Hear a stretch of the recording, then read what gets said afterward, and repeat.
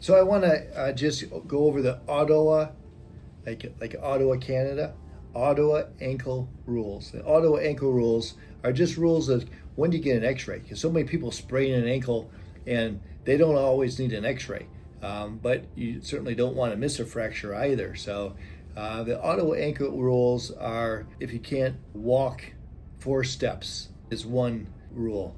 What I really hang my hat on is if they hurt over the bones themselves. So if you hurt over the medial malleolus or the lateral malleolus, if you push on there and it's tender, or if you have pain when you push over the base of the fifth metatarsal, again, a very common area to fracture. If that hurts, it certainly needs an X-ray. Or over to the midfoot, if you push on that, that hurts. So all those need X-rays because those are all potential fractures. The only other area which really the Ottawa ankle rules don't discuss, but in the reality is important, is syndesmotic injuries. So that's the just as you go above or superior to the ankle joint, that syndesmosis between the fibula and the tibia. When you palpate that and that hurts, you may have heard of a high ankle injury before. Those are popular on sports, on ESPN or whatever. They'll talk about a high ankle sprain. That's when you get that syndesmosis actually above the ankle joint. So that can be very tender also. So in my world, if that hurts a lot, I'll get an X-ray and also palpate the proximal fibula because there's something called a Mason-New fracture, which is which you can get when you tear that syndesmosis all the way up to the proximal fibula. But I'm getting ahead of myself. When we talk about Ottawa ankle rules, patient can't walk 4 steps, or they have a lot of bony tenderness over their mediolateral malleolus, base of the fifth, the navicular, the midfoot. Those are the big areas that you're looking for when you're thinking ankle pain and need an X-ray because of an ankle injury. So looking at the ligaments of the ankle, again, this is lateral ligament. That's a lateral malleolus. And you're going to have the anterior talofibular ligament right here. You're also going to have the peroneal tendons coming down. The peroneus longus and brevis come on down here. So those are important tendons on the lateral side of your ankle, which can be injured with a typical inversion ankle sprain, which is your most common sprain. Now, if you look at the other side of the ankle, the medial side, again, medial malleolus, this would be your deltoid ligament. You can injure that. And what we see commonly here is the posterior tibial tendon. Posterior tibial tendon comes around and inserts into the navicular here. We see a lot of injuries to that. That is one of the areas. It helps keep your arch to your foot, and it's very involved when you're going up and down on your toes. It's firing to maintain your arch, and we see failure of that more commonly also, and pain. So you have to look out for posterior tibial tendon tears. This is a great lateral view of the ankle where it shows the 3 ligaments. So anteriorly, you got the anterior talofibular ligament.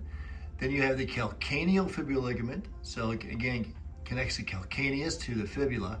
Then you have the posterior talofibular ligament, connecting again the fibular to the posterior talus. The most commonly torn is the anterior talofibular ligament. If you look medially, you've got the deltoid ligament. So only one major ligament, but it's huge on the medial side, connecting the tibia down to the calcaneus and the navicular. We hear the words supination and pronation, and it's kind of confusing with the foot, but again, people who are supinating are going to have more of a higher arch, okay? And people who are pronating, their arch is shot, it's gone, okay? So pronators, the whole arch is gone, and so they're pronating. Where supination, you got this high arch, and so the forces are just going opposite way to supinate and to pronate. So, if we were to do the hand and we would supinate, and again, supinate is like you're holding a cup of soup. At least that's what they still teach it that way. That's what we were taught. So again, the foot's trying to turn up, if you can envision that, and then pronate again. The hand's turning down, the foot's turning down, so that helps you. So the first thing I do with ankle exam is I have the patient walk. I'll see them walk into the room, or at some point in the exam, I'm going to have them walk. And then I start looking for symmetry. So I always look for symmetry, so I compare both ankles. So the first thing you got to have is exposure during your physical exam. So the first thing I'll do is look for symmetry and compare both sides. The next thing I'll do is I'll look for I'll just literally palpate for a dorsalis pedis pulse, and I'll palpate for a posterior tibial pulse. And then typically in examination, the most common injury is an inversion injury. So I will look at the ankle, and here's the lateral side of her ankle. And I'll see if she's tender over the lateral side of her ankle, over the lateral malleolus. And if she's not tender over the bone, I'll check and see if she's tender over the ligaments. So again, right over the anterior portion is the anterior talofibular ligament. Then we'll have just inferior to that, the calcaneofibular ligament, and then posterior to that, the posterior talofibular ligament. Then medially, same thing, medial malleolus, and again, the deltoid ligament. Typically what I'll do also is I'll check for, see if they have pain with inversion, or eversion, okay? And see if that elicits pain. The other thing is I'll palpate the joint. So a lot of people are having ankle pain.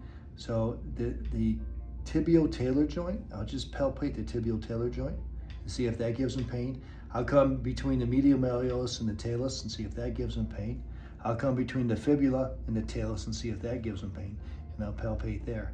The other thing I'll do is many times I'll do a shift test aside, like an anterior posterior drawer test, where I grab that tibia and I grab the calcaneus, and I'll make a move where I pull from posterior to anterior to see if there's any shifting, and I'll compare sides. And when you have ankle instability, you'll feel shifting. And then when you get an ankle strain, a lot of times you have a shift, and we'll need to immobilize that. And then I'll check for that shift, and once that gets significantly improved, then we'll go to a different brace. Many times I'll start off in a boot if there's a shift, or even non-weight bearing in a splint, and then eventually convert them to a brace.